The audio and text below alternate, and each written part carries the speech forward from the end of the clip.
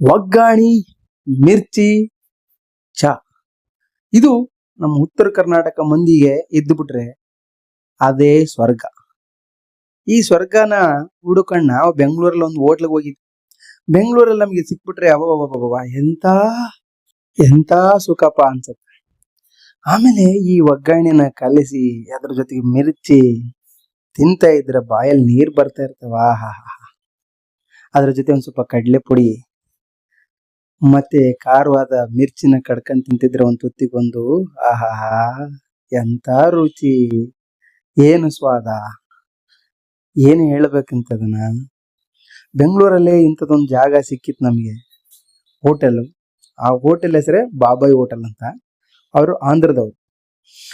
But ಇದು taste ಮಾತ್ರ ಮಸ್ತ್ ಮಾಡಿದ್ರು. ಸೊ ಈ ತರ ಒಗ್ಗಾಣಿ ಮಿರ್ಚಿ ಚಾ ಯಾರ್ಯಾರಿಗೆ ಇಷ್ಟ ಅಲ್ಲ ಎಲ್ಲ ಕಮೆಂಟ್ ಮಾಡಿ, ಲೈಕ್ ಮಾಡಿ, ಶೇರ್ ಮಾಡಿ.